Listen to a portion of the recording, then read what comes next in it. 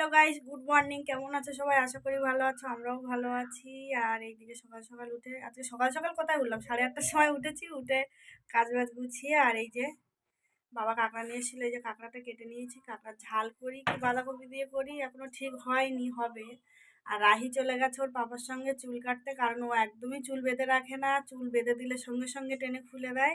একদম ছেলেদের মতন চুল কাটিয়ে নিয়ে আসতে বলেছি, যাতে নাও বাঁধতে হয় আমার। তো চলো আমি কাজগুলো শুরু করি, তার মধ্যে যদি রাহি আসে তাহলে তোমাদের সঙ্গে দেখা হবেই। এদিকে কাঁকড়া, আমি কাঁকড়া কি দিয়ে করবো কি দিয়ে করবো না, লাস্টে ভাবলাম বাঁধাকপি দিয়েই করি। এই যে বাঁধাকপি দেখো কেটে একটু ভাপিয়ে নিয়েছি, আর এর মধ্যে কড়াটাও বসিয়ে দিয়েছি। একটু তেল দিয়ে নুন হলুদ দিয়ে কাঁকড়াটাকে ভেজে নেবো। তো চলো ভেজে নিই।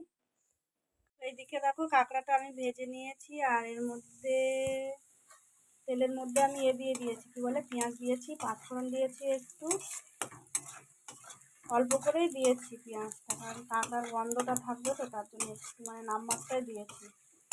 তো চলো, এদিকে আমার কাঁকড়া দিয়ে বাঁধাকপি চচ্চড়ি রেডি হয়ে গেছে। চলো নামিয়ে নিই, তারপরে দেখা যাক কী কী রান্না হয়। মাছ আছে, মাংস আনবে কিনা জানি না, বলতে পারছি না ঠিক। এই যে দেখো আমি মাছের নুন হলুদ মাখিয়ে, আর এদিকে মাছটা ভাজাও বসিয়ে দিয়েছি। শুধু ঝাল করবো, মার জন্য করবো, আর কোনো সব রেখে দেবো ভেজে, কালকে রান্না করবো। এদিকে আমার মাছের ঝোলের মধ্যে আমি জল দিয়ে দিয়েছি। 2 পিস মাছ দিয়েছি মার জন্য, মার জন্যই। এবেলা একটা খাবে, ওবেলা একটা খাবে। আমাদের জন্য মাংস হবে, মা মাংস খায় না, তার জন্য। আর এদিকে ভাতটাও বসিয়ে দিয়েছি, ভাতটা ফুটছে, এবার নামিয়ে নেবো ভাতটা। আমাদের রান্নি পাল্টে গেছে আজকে রে। মুখ দেখাবো না, চাপ দিও না। রান্নি পাল্টে গেছে আজকে, চিকেন রান্না করছে। এই যে মাখিয়ে নিয়েছে, এবার কড়াইতে দিয়ে দিচ্ছে। ওইদিকে আলু ভাজা আছে, গামলিটা ছড়াও একটু, আলু ভাজাটা দেখো। এই যে আলু ভেজে নিয়েছে এদিকে, আর এইদিকে দিচ্ছে। তো চলো, মাংসটা মানে কষানোর জন্য দিচ্ছে।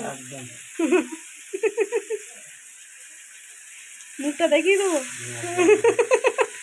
মুখ দেখাবো না, মুখ দেখাতে না করছে, জোর করেও দরকার নেই। স্নান করে চলে এসেছে, পুরো ছেলেদের মতন চুল কেটে নিয়ে এসছে ওর বাবা। চুল বেঁধে রাখলে তো রাখেই না, টেনে সঙ্গে সঙ্গে খুলে দেয়, তার জন্য চুল কেটে নিয়ে আসা হয়েছে। পিছনটা দেখিয়ে দে, তো চুল কাটার পিছনটা দেখিয়ে দে, কেমন কাটিং মেরে নিয়ে এসছিস। এই যে পুরো ছেলে, পুরো ছেলে। তো চলো, এদিকে রাহির খাবার রেডি, রাহি ভাত খাবে। আর এই যে রাহি বসে বসে ফোন দেখছে, ফোন দেখবে আর খাবে। এই টাকা কি দিয়ে ভাত খাবি? মাংস দিয়ে? আমাকে দিবি?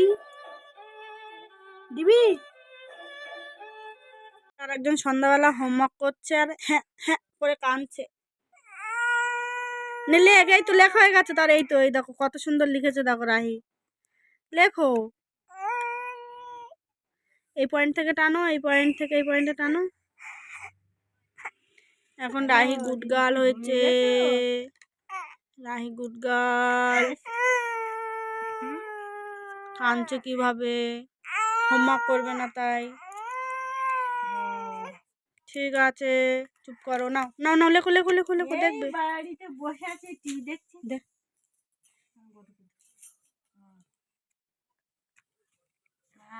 নাও।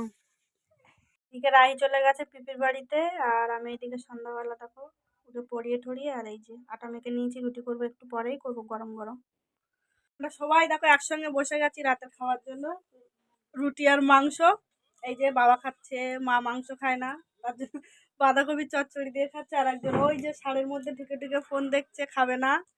আর এদিকে বাবাও খাচ্ছে, এদিকে আমিও খাচ্ছি, আর একজন বাড়িতে এখনো আসেনি। তো চলো আজকের ব্লগে এই পর্যন্ত, দেখা হবে পরের ব্লগে। টাটা, গুড নাইট, শুভরাত্রি, সবাই ভালো থেকো। আর তোমাদের রাহি এইদিকে গুড নাইটটা বলবে, টাটা। ওই যে গুড নাইট বলে দিল। তো চলো, গুড নাইট।